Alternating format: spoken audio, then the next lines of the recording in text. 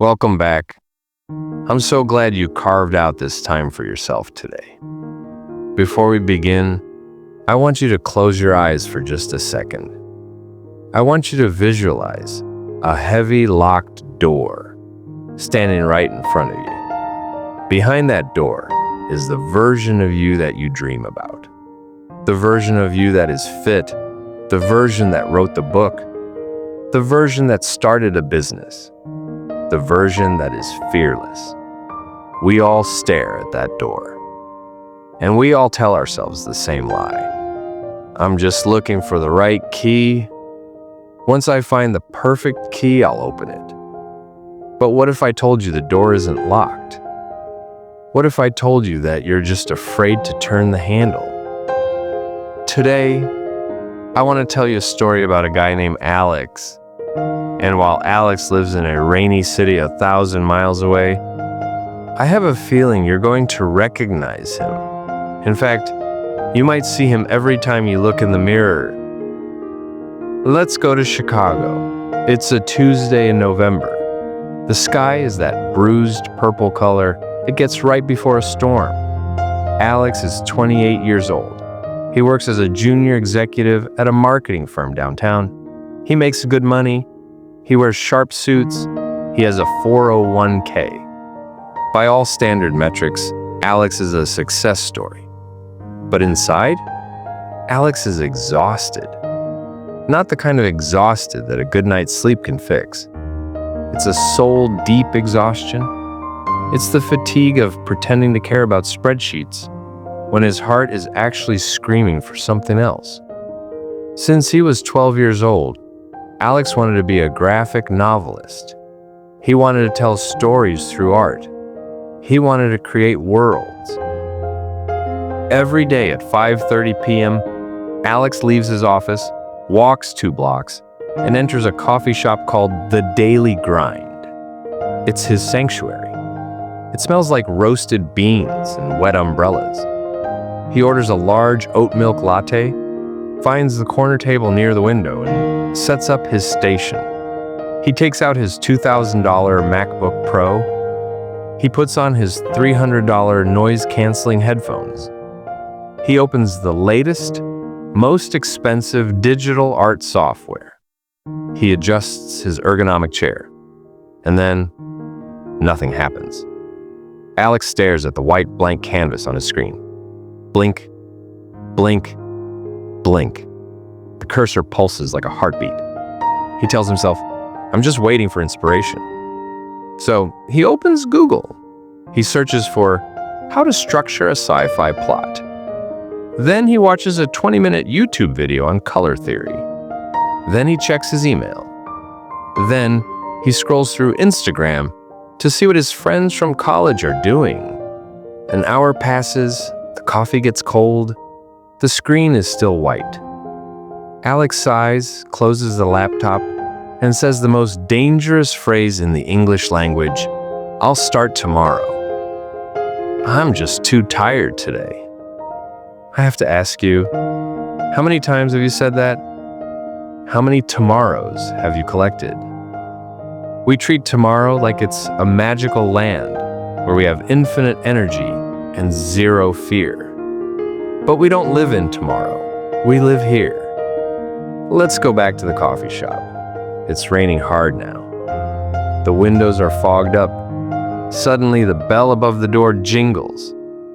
A kid walks in. He looks about 17 years old. He's soaking wet, wearing a hoodie that's 2 sizes too big and sneakers that are falling apart. He looks a little rough around the edges. He walks up to the counter, counts out some crumpled dollar bills, and buys a plain black coffee. He doesn't look for the comfortable corner booth. He sits at a small, wobbly round table right next to the bathroom door. Alex watches him from behind his expensive laptop. He's curious. The kid doesn't have a computer. He doesn't have a drawing tablet. He reaches into his backpack and pulls out a spiral-bound notebook, the cheap kind you buy at a drugstore for $1. Then, He pulls out a simple black ballpoint pen. And then, something amazing happens. The kid doesn't hesitate. He doesn't look up at the ceiling waiting for a muse to come down. He just attacks the paper. He starts sketching. His hand is moving fast, almost furiously. He's drawing a character. From where Alex is sitting, he can see that the drawing isn't perfect. The anatomy is a little off. The lines are messy. At one point, the kid messes up the face. He doesn't hit undo because life doesn't have an undo button. He doesn't panic. He just rips the page out, crumples it into a ball, throws it on the floor, and immediately starts on the next page. He is relentless. He is in the zone. He is smiling. In 20 minutes, the floor around the kid is littered with crumpled paper. But on the table, there are 3 pages of finished comic strips. They are raw, they are gritty, and they are real. Alex looks at the kid. Then he looks at his own reflection in the black screen of his expensive laptop. He has the best tools money can buy. He has the education, he has the comfort, but he has 0 pages done. The kid has a dollar store notebook and wet socks. But the kid is an artist. Alex is just someone who wants to be an artist. And in that moment, amidst the noise of the espresso machine and the jazz music, Alex realized the truth. He wasn't waiting for inspiration. He was waiting for a guarantee. He was terrified that if he started, he might be bad. He was protecting his ego. He thought, if I don't write anything, I can still pretend that I'm a genius who just hasn't started yet. But if I write something and it sucks, then I'm just a failure. But watching that kid destroy page after page, Alex learned the lesson I need you to learn right now. You cannot edit a blank page. You can fix a bad drawing. You can rewrite a clumsy sentence. You can improve a messy business plan. But you cannot do anything with a blank page. Perfectionism is not a standard. It is a cage, and you have locked yourself inside it. Alex took a deep breath. His heart was hammering in his chest. He closed the YouTube tabs. He closed the email. He looked at the white screen. He stopped trying to make it a masterpiece. He just decided to make it exist. He typed 1 sentence. It was a clunky sentence. It wasn't poetic, but he didn't delete it. He typed another, then another. He allowed himself to be a beginner. He allowed himself to be messy. He realized that the kid wasn't brave because he was good. He was good because he was brave enough to be bad first. That night, Alex wrote 500 words. They weren't the best words ever written, but they were his. And when he walked out of that coffee shop into the rain, he didn't feel exhausted anymore. He felt alive. Because he was no longer a spectator in his own life. He was a player. Now, I want to turn this back to you. What is the thing you are avoiding? Is it applying for that new job? Is it starting the gym? Is it asking someone out? Is it launching that podcast? What is the excuse you are using? I don't have the right camera. I need to lose 10 pounds first.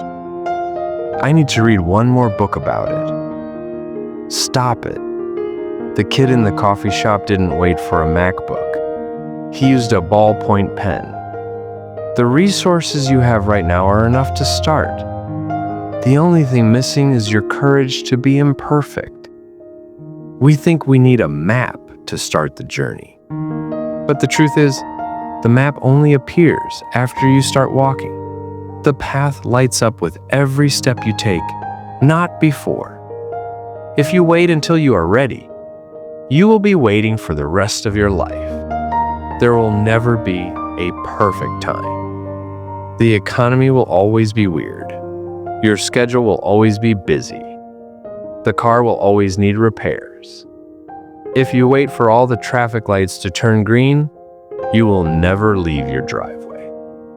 So here's my challenge to you. Not for next week, not for someday, for right now. As soon as this audio ends, I want you to do one small thing. Write the first paragraph, draw the first line, record the first voice note, post the first picture. Do it badly, do it messy, do it scared. Just do it. Don't let your dreams die in the drafts folder of your life. The door isn't locked, my friend. It never was. Turn the handle, step through, start now.